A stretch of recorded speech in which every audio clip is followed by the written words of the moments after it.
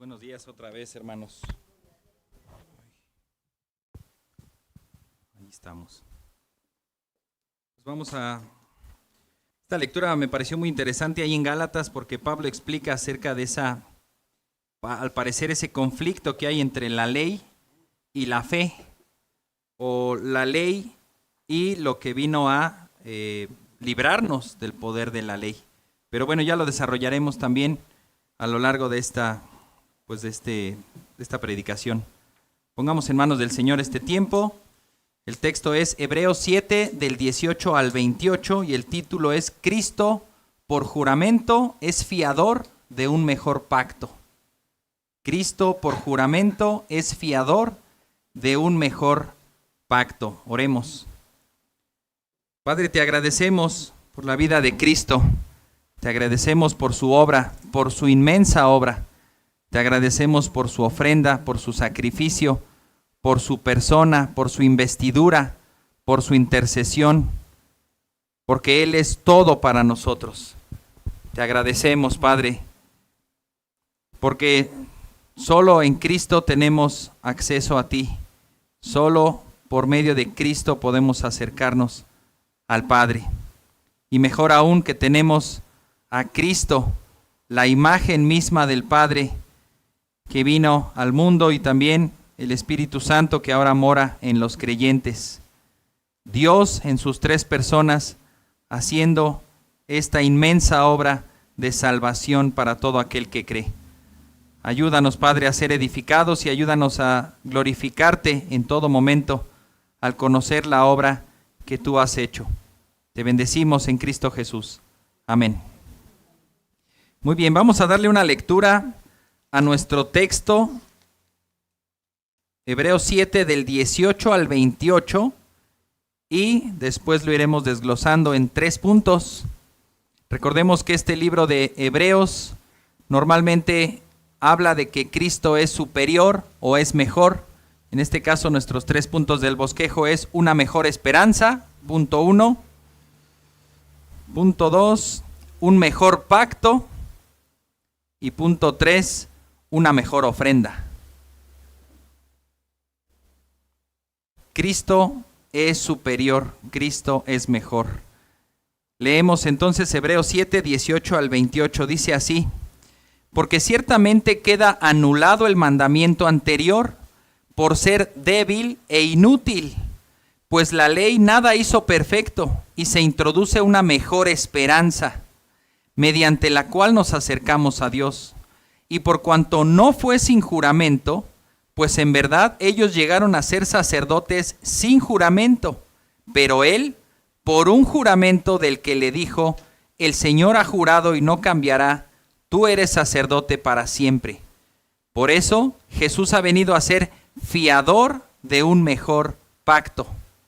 Los sacerdotes anteriores eran más numerosos porque la muerte les impedía continuar, pero Jesús conserva su sacerdocio inmutable, puesto que permanece para siempre, por lo cual Él también es poderoso para salvar para siempre a los que por medio de Él se acercan a Dios, puesto que vive perpetuamente para interceder por ellos.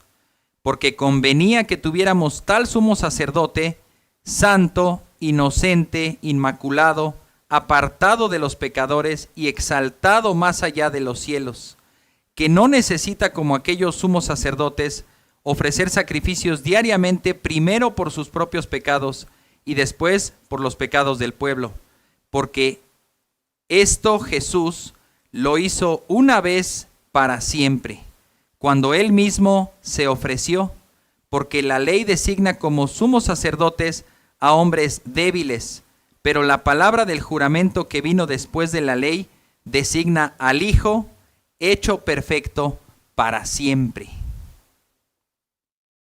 Como introducción, porque se ve en todo este pasaje que hay un fiador. Ustedes recuerdan cuando hablamos acerca de la promesa. ¿Qué diferencia había entre promesa y juramento? No escuché. Exactamente. Una promesa es decir, sí voy. ¿Y cómo lo garantizas? pues con tu palabra, pero en estos tiempos vemos que nuestra palabra ya no vale mucho. Decimos sí voy y a la mera hora no voy.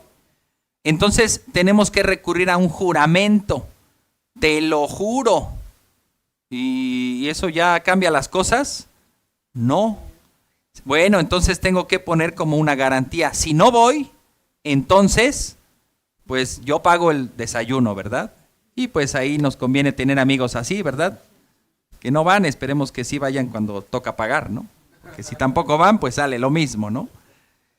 Entonces, este juramento es mayor porque se apunta, incluso lo que veíamos es que se apunta ya no en nosotros, sino en alguien más. Te juro que sí voy, porque además va a ir tal persona. Y entonces ya con eso te aseguro que sí voy. Dices, bueno, en ti no confío, pero en tal persona sí. Entonces yo creo que sí vas a ir.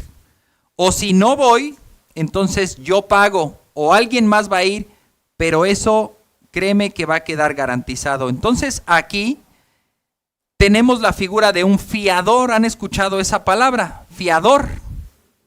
¿Qué es un fiador?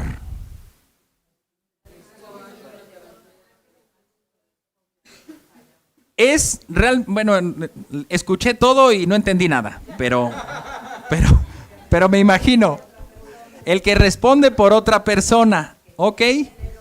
Que tiene bienes con qué garantizar. Ahí hay una palabra clave, garantía. Porque si esa persona no puede garantizar, pues también decimos, pues de balde, tengo una persona que promete y no cumple. Ah, pero puede juntarse con otra persona que también promete y no cumple. ¿Y eso qué?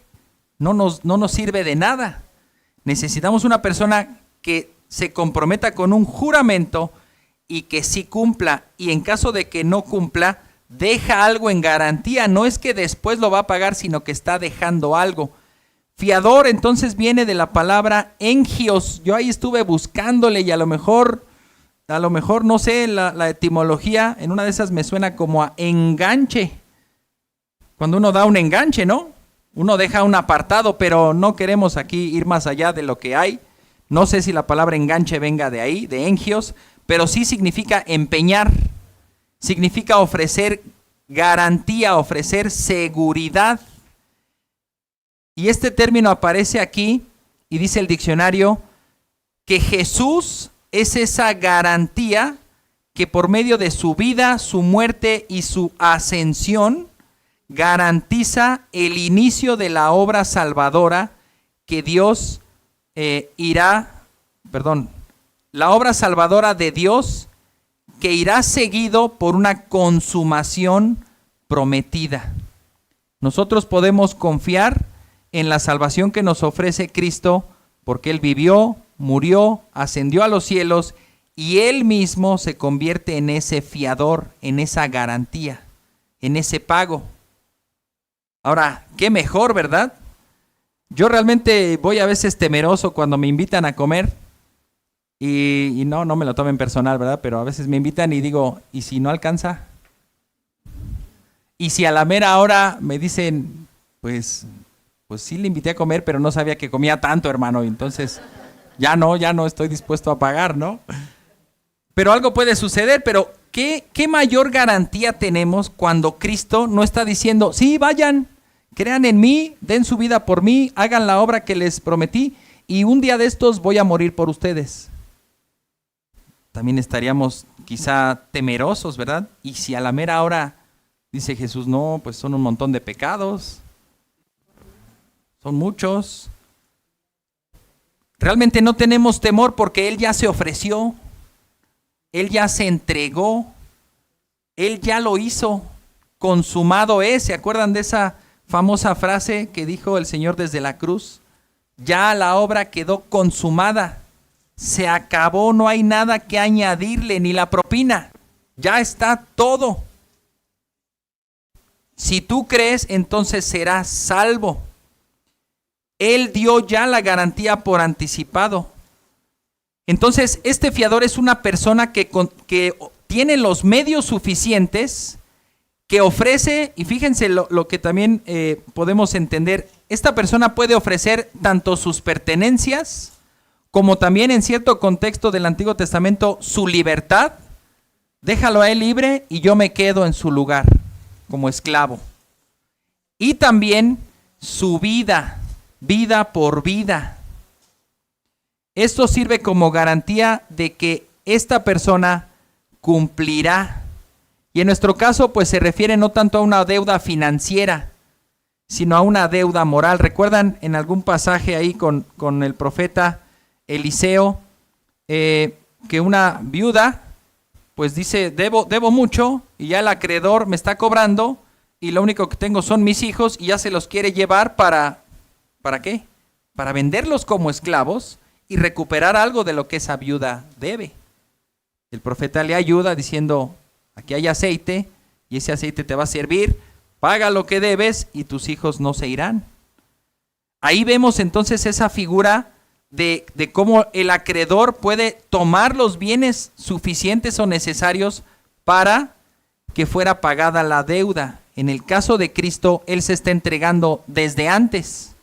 Ya estoy yo, con quien tenemos la deuda, y les hago esta pregunta, ¿con quién tenemos la deuda? Porque algunos luego confunden que la tenemos con Satanás y que hay que pagarle a Satanás para que Él nos deje tranquilos y no nos vaya a castigar en el infierno. No, nuestra deuda es con Dios. Hemos pecado contra Dios. Dios es justo y Él es el que nos va a enjuiciar en su momento, ¿verdad? Ahora sí, eso fue como introducción lo que es la figura del fiador. Y comparado con el Antiguo Testamento, basado en la ley, ahora el punto número 1 dice, tenemos una mejor esperanza. Antes estaba la ley, pero ahora hay una mejor esperanza. Dice versículos 18 y 19, porque ciertamente queda anulado el mandamiento anterior por ser débil e inútil. Pregunta, ¿la ley es mala? No es mala. ¿Es lo mismo ser malo que ser débil? No, ¿verdad? ¿Inútil que ser malo? No es lo mismo. Entonces vamos a diferenciar, porque también muchas veces se escucha, sobre todo en círculos cristianos, no, es que la ley no, la ley es muy mala, ahora estamos bajo la gracia. Entonces podemos hacer lo que queramos, Dios nos sigue perdonando. ¿Perseveraremos en el pecado para que la gracia abunde? De ninguna manera, lo dice Pablo, ¿verdad? Entonces, la ley no es mala. Pablo también lo dice más adelante, que la ley es buena, santa y justa. Pero en este caso, a la ley se le llama débil e inútil. Versículo 19. ¿Por qué? Pues la ley nada hizo perfecto. Y se introduce una mejor esperanza mediante la cual nos acercamos a Dios. Lo que está planteando este texto es que existe un nuevo pacto. Y ese pacto nuevo anula el anterior. El anterior queda anulado. ¿Qué es anular? Quitar, ya no vale, hacer inválido, romper una regla o una sentencia, ¿verdad? También significa hacer a un lado o significa considerar como nada. Simplemente ya no está, ya no es, ya no vale. La ley anterior ya no vale, ahora hay una nueva ley. Y en comparación con esa ley, con ese mandamiento anterior, la obra de Cristo es superior. En este nuevo y mejor pacto trae una nueva y mejor esperanza. Lo nuevo y mejor anula lo anterior. ¿Y por qué se anula? Porque la ley tenía una duración temporal, tenía propósitos, estaba puesta para llevar a cabo una función, pero no era la finalidad en sí. Algún comentarista una vez leí que decía, cuando los israelitas reciben la ley en el monte Sinaí, la reciben y Dios les dice, vas a cumplir todos los mandamientos que te estoy poniendo, ¿verdad? ¿Y qué dicen ellos? Sí, Señor, sí, lo que tú digas, sí, lo haremos, dinos dónde y vamos. Y dice este comentarista, ¿pero qué están haciendo? Es una ley imposible de cumplir. Debieron caer postrados ante Dios y decir, Señor, es una ley tan justa, tan santa, tan alta, que ningún ser humano la puede cumplir. Ten misericordia, ten compasión de nosotros. Baja un poco tu estándar moral, porque no podemos llegar ahí.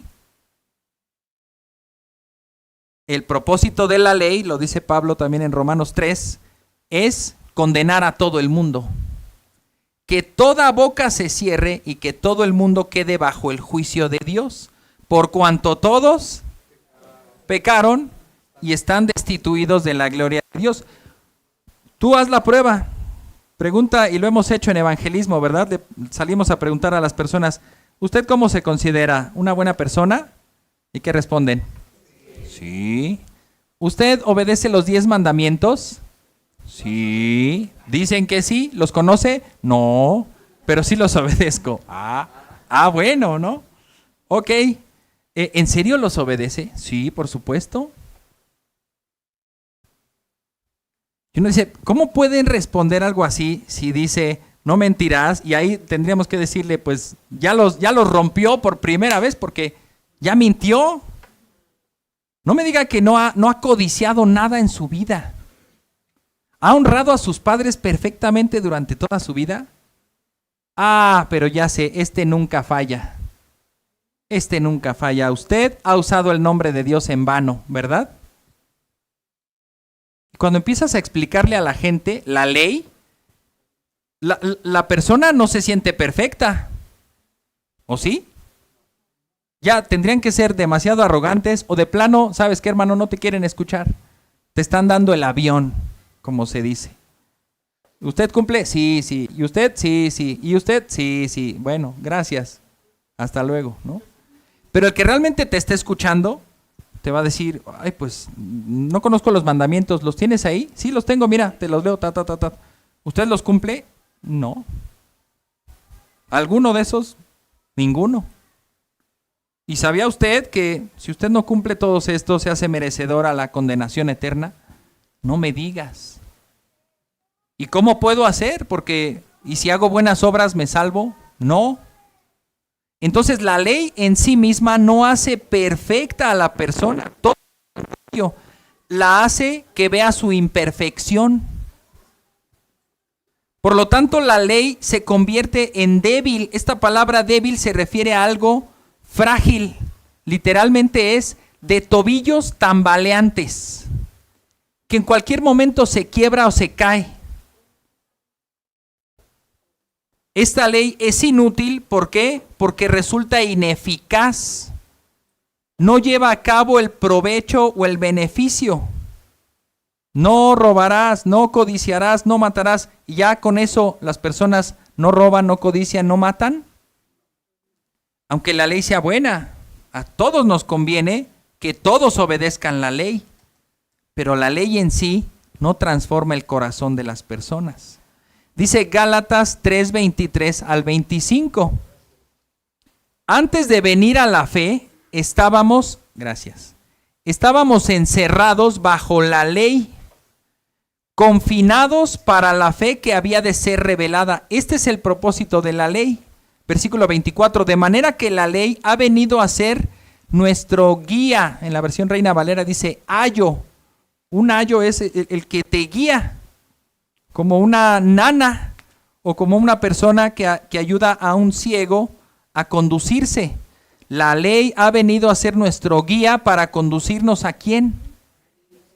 A Cristo. Te fijas que no dice, la ley ha venido a ser nuestro guía para hacernos perfectos. No, para conducirnos a Cristo, a fin de que seamos justificados por la fe. Y eso lo tenemos que ver desde Abraham, que él fue justificado por la fe.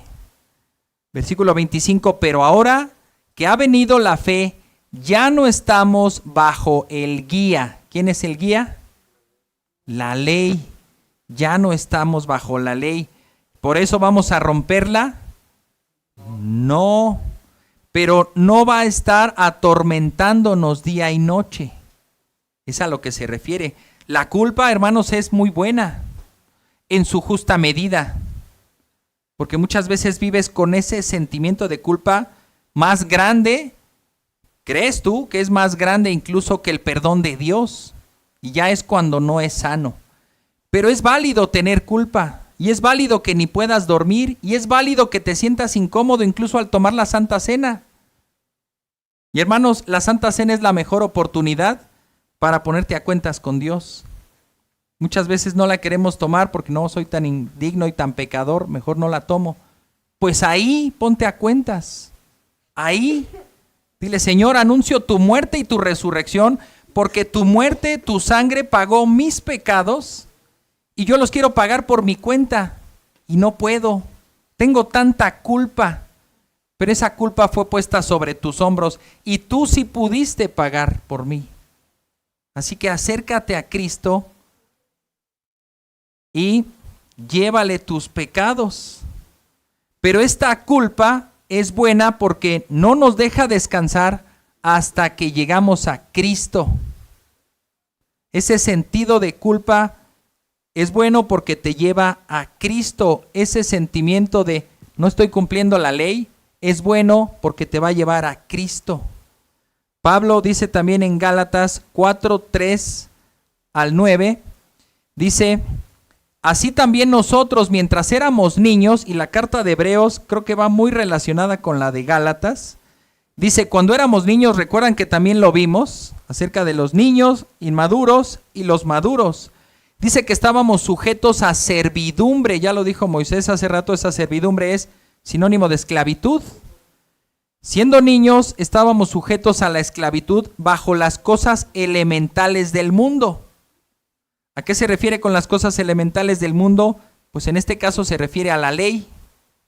Pero cuando vino la plenitud del tiempo, Dios envió a su Hijo, nacido de mujer, nacido bajo la ley, a fin de que redimiera a los que estaban bajo la ley, para que recibiéramos la adopción de hijos. Y porque ustedes son hijos, Dios ha enviado al Espíritu de su Hijo a nuestros corazones, clamando: Abba, Padre. O sea, pasaste de ser esclavo a ser hijo. Abba, Padre es una expresión muy tierna de decirle papá, como un bebé clama por su padre. Papá. Por tanto, ya no eres siervo o esclavo, sino hijo. Y si hijo, también eres heredero por medio de Dios. Pero en aquel tiempo, cuando ustedes no conocían a Dios, eran siervos de los que por naturaleza no son dioses. Pero ahora que conocen a Dios, o más bien que son conocidos por Dios, ¿cómo es que se vuelven otra vez a las cosas débiles, inútiles y elementales, a las cuales desean volver a estar esclavizados de nuevo?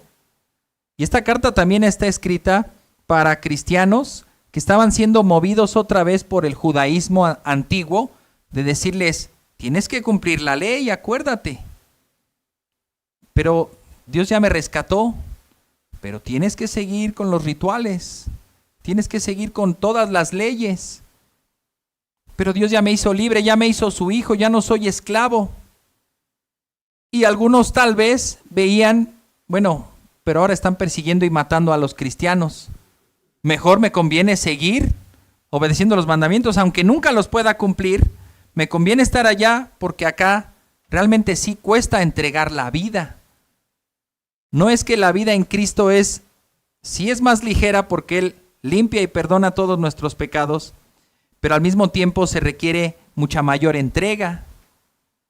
¿Qué esperamos de nuestros hijos cuando les decimos, ordena tu cuarto, haz tu tarea, obedece, guarda tu ropa? Muchas veces lo hacen así, ¿verdad? Y aún no estamos satisfechos como padres. ¿Por qué? Porque lo hacen ¿cómo?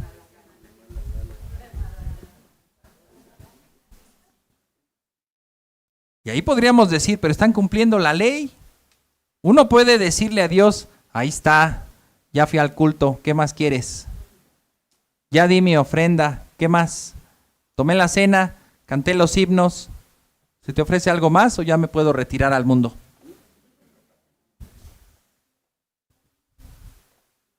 Reflexionemos, muchas veces así somos. Ay, la lectura bíblica. A ver, 222 días de atraso. Bueno, a ver, empecemos, ¿no? Ahí está, para que el hermano no diga. Bueno, ya, ahí está. Sus genealogías. Ay. Muchas veces queremos cumplirle a Dios su ley y esto no es así. Él quiere nuestra vida, Él quiere nuestro corazón. Él dio su vida. Por lo tanto, nosotros, hermanos, no tenemos otra que dar nuestra vida. Y si es por la ley, ni siquiera la cumplimos. Y cuando le llegamos a cumplir, hasta de mala gana lo hacemos. La ley, por lo tanto, no puede perfeccionar a nadie. La ley queda anulada y ahora existe una mejor esperanza.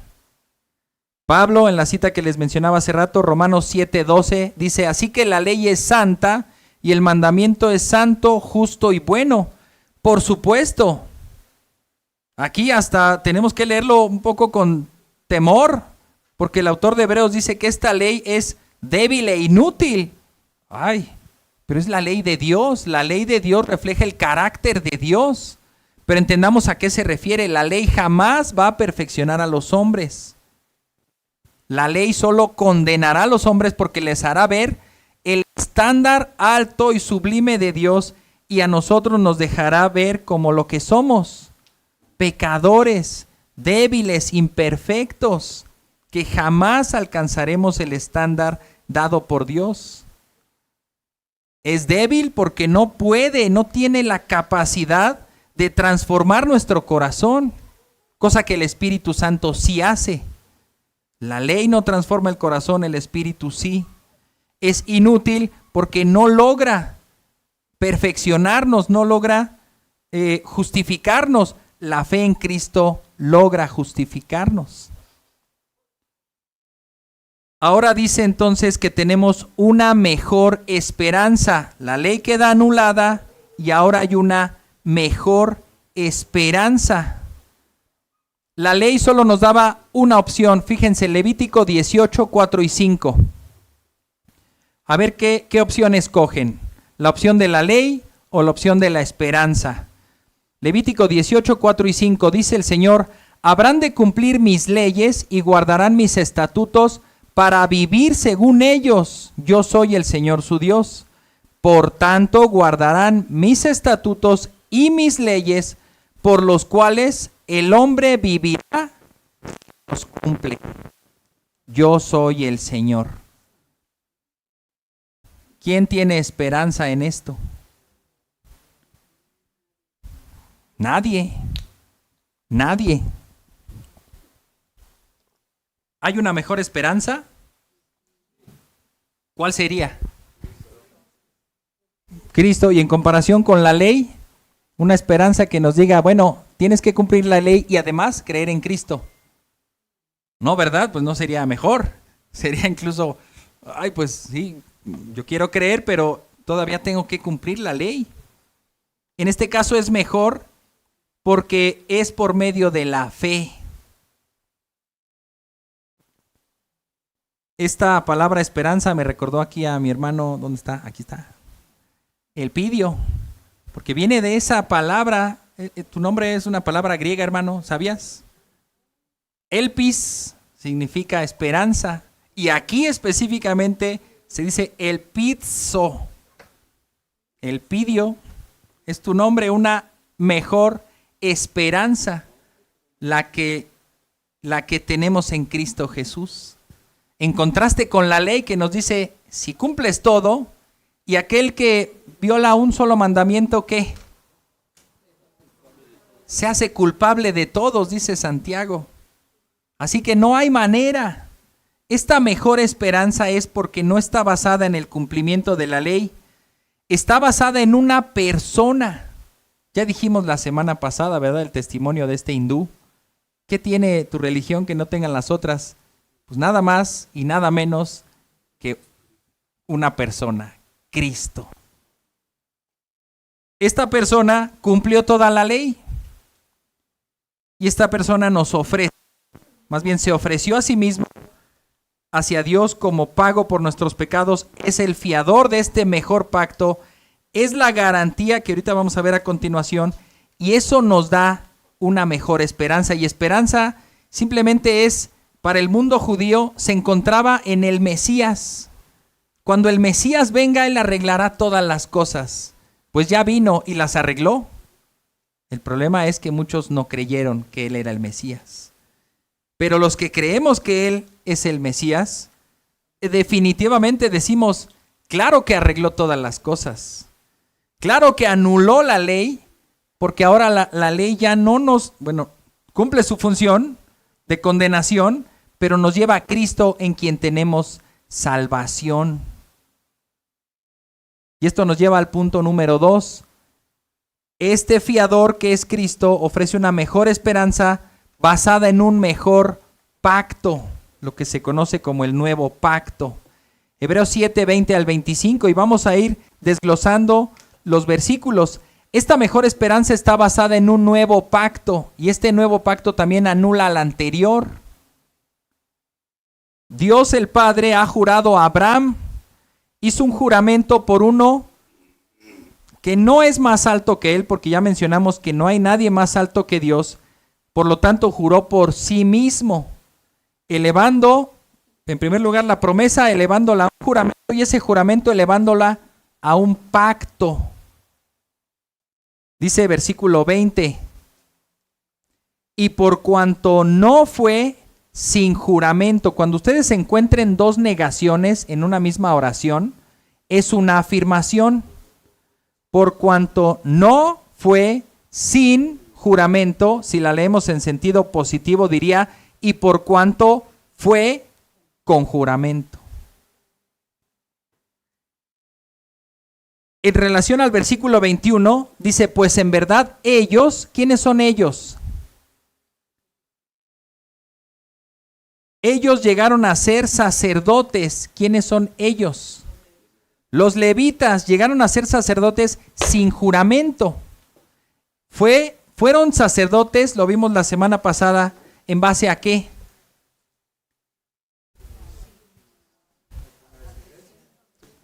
A la descendencia, pero en base a, hoy lo podemos decir, en base a una ley. Dios establece en ese momento una ley. Tú, Aarón, serás el sumo sacerdote y de tus hijos saldrán los sumos sacerdotes. Es la ley de la genealogía, vamos a llamarle así, ¿verdad? Ellos fueron establecidos sacerdotes por genealogía. ¿Y Cristo? Según el orden de Melquisedec. Y dice acá que es por medio de un juramento. Notemos las palabras solemnes que Dios está usando. Promesa, juramento, pacto. Es algo muy solemne. Dios no tiene que decir ni siquiera te lo juro, te lo prometo, hago un pacto. Su palabra es verdad. Pero aquí aún así lo dice. Los sacerdotes tenían un encargo perpetuo de acuerdo a la ley, pero Jesús fue designado por juramento de parte de Dios. Dice el versículo 21, el Señor ha jurado y no cambiará, tú eres sacerdote para siempre. Dice el hermano Simón Kistemacher, una ley puede ser anulada, y lo estamos viendo, pero el juramento dura para siempre. El juramento dado por Dios dura para siempre. Este juramento implica una garantía, y esa garantía se refiere a Cristo, que es igual al Padre en esencia. Garantiza el pago por completo, una vez y para siempre. Dice el versículo 22, por esto Jesús ha venido a ser fiador de un mejor pacto. Jesús permanece como sacerdote a perpetuidad, de acuerdo al orden de Melquisedec, que también lo dijimos. No como los sacerdotes levitas, dice el versículo 23, Los sacerdotes anteriores eran más numerosos porque la muerte les impedía continuar, pero Jesús conserva su sacerdocio inmutable, puesto que permanece para siempre. Hasta el 25. Por lo cual Él también es poderoso, lo dijimos la semana pasada, el poder de una vida indestructible, para salvar para siempre a los que por medio de Él se acercan a Dios, puesto que vive perpetuamente, ¿para qué? Para interceder por ellos. Ninguna otra persona tiene este título de que vive eternamente, de que ha recibido un sacerdocio inmutable y de que es intercesor eterno. Solo Cristo Jesús está ahí con el Señor y al día de hoy sigue intercediendo por nosotros. Pregunta, ¿sigue ofreciendo ofrendas como lo hacen los sacerdotes? Lo hizo ya, y aquí lo vamos a tener más adelante, lo hizo ya una sola vez y para siempre. Jesús se convierte entonces en el fiador de ese mejor pacto, se convierte en intercesor eterno y es el único camino por el cual todas las personas se pueden acercar a Dios. Él mismo es Dios y Él es el camino para acercarnos a Dios el Padre. Cristo siempre será nuestro mediador, nuestro intercesor para seguir recibiendo el perdón diariamente.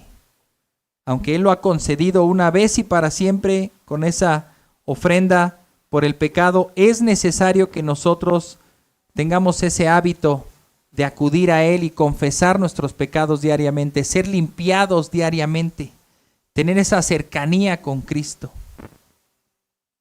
Su sacrificio alcanza hasta el día de hoy para limpiar nuestros pecados.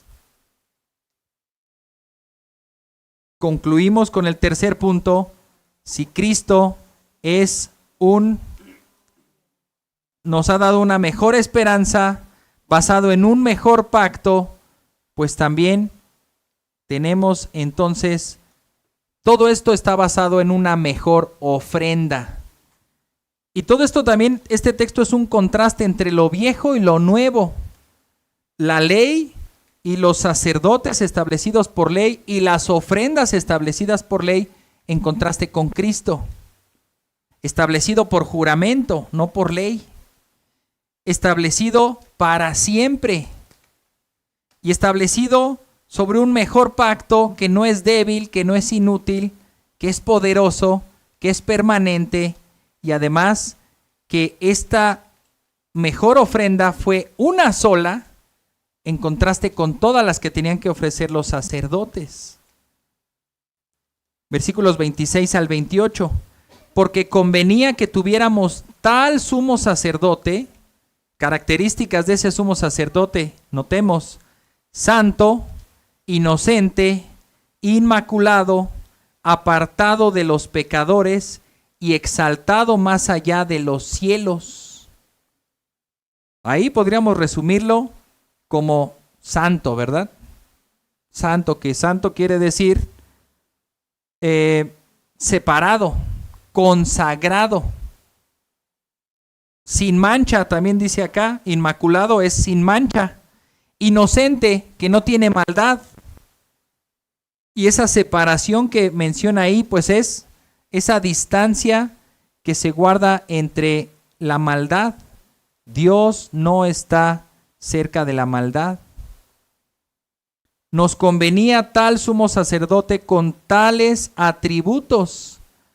Dice el diccionario griego, nuestro sumo sacerdote es santo, cultualmente, esa palabra se refiere al culto. En lo que se refiere al culto, Él es sin defecto. Y los sacerdotes que ofrecían ofrendas, ¿eran pecadores? Iba a decir, ¿eran? Bueno, es que ya no hay, ¿va? Pero, ¿y nosotros? Dijimos que éramos sacerdotes, ¿no? Todos nosotros, los creyentes, somos sacerdotes de Dios. ¿Somos sin pecado? No somos sin pecado. Este sumo sacerdote es sin defecto, santo, moralmente inocente, y estos atributos denotan su majestad. Se necesitaba un sacerdote así porque, como estábamos leyendo en el versículo 26, convenía que tuviéramos tal sumo sacerdote, santo, inocente, inmaculado, apartado de los pecadores y exaltado más allá de los cielos. 27, que no necesita, como aquellos sumos sacerdotes, ofrecer sacrificios diariamente, primero por sus propios pecados y después por los pecados del pueblo. La esperanza de los israelitas tenía que también verse con todo esto. No estaba en los sacerdotes, no estaba en la ley, no estaba en las ofrendas, estaba en algo más. Estaba en el Mesías, en Cristo, en el Hijo de Dios.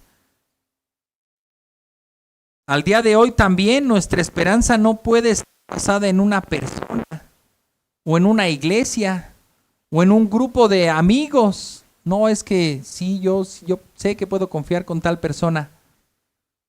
Pues todos somos pecadores. Tarde que temprano vamos a fallar. Más temprano que tarde, ¿verdad?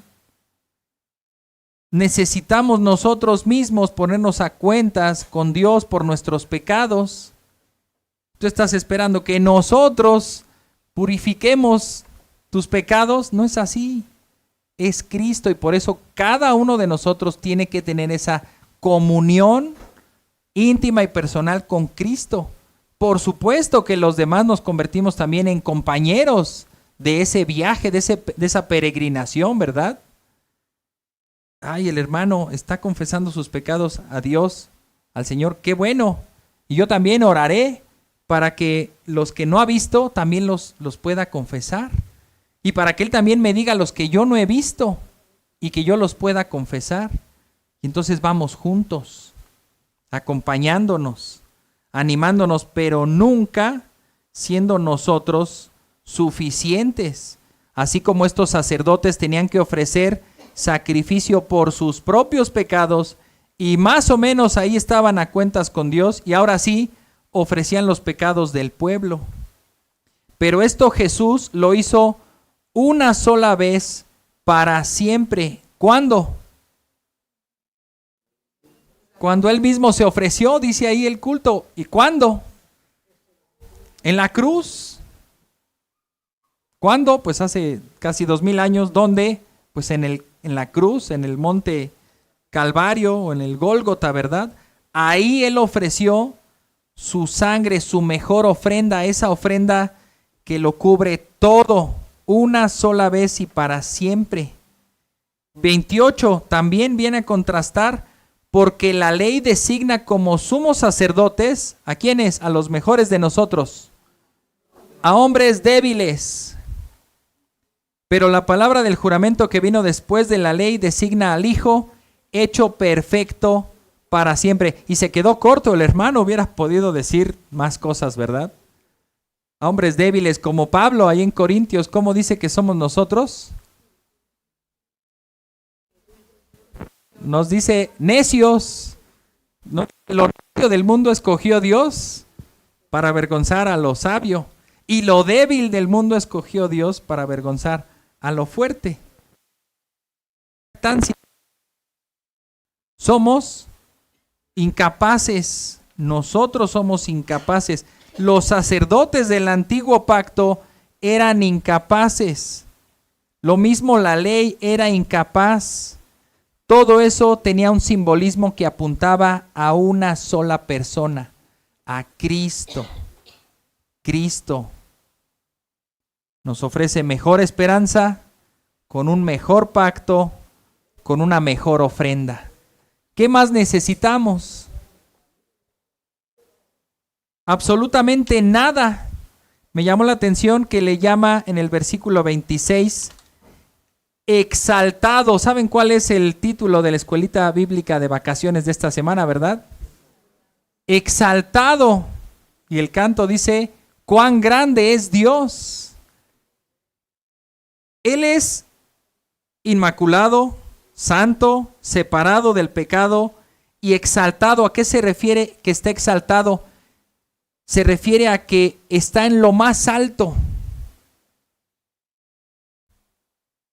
Este sumo sacerdote, viéndolo más o menos como estábamos con esa misma línea de Melquisedec, pues no solamente sirvió terrenalmente, sino fue exaltado. Esto es, fue llevado no a un templo terrenal, como se verá más adelante en los pasajes de Hebreos, no ofreciendo esa ofrenda en un templo terrenal, sino en el celestial, en el mismo trono de Dios.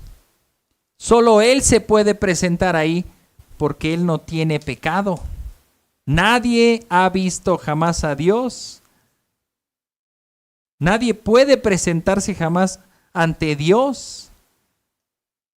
Cristo sí, es santo, inmaculado, justo, perfecto, y fue exaltado para estar ahí, para presentar por nosotros este sacrificio.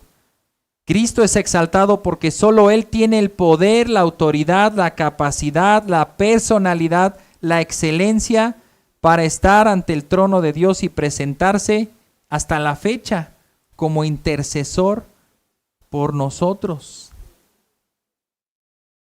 En contraste con todos los otros sacerdotes que fueron, el contraste con lo exaltado, pues bajo.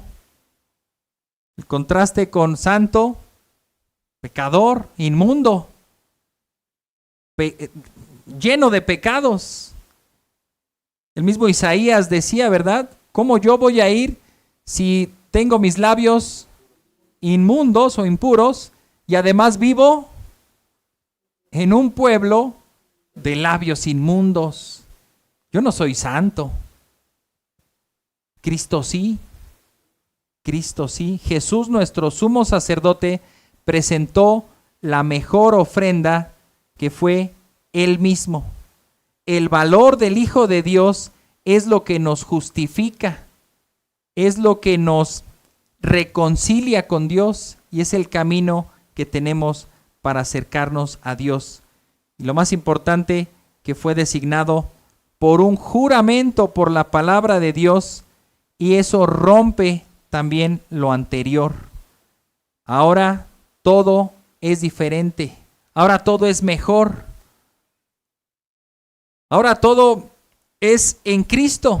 Sin Cristo, hermanos, no podemos entender pues la vida. Ahí vemos a las personas, ¿verdad? Tampoco sin burlarnos, pero vemos que en otras religiones tienen que hacer y hacer y hacer y hacer. ¿Y cómo vas? Pues ahí voy, ya estoy alcanzando la elevación. ¿Y para qué? El nirvana y soy los iluminados. Estoy aquí. Oye, pero para llegar al cielo todavía te falta un montón. Pues sí, a ver si en las siguientes vidas. ¿Cuántas? ¿Y en verdad vas aquí? Tú dices que vas ahí, pero ¿dónde está el medidor, verdad? Iba a decir el exaltómetro. ¿Dónde está? ¿Qué tan exaltado estás? Solo Cristo, solo Cristo.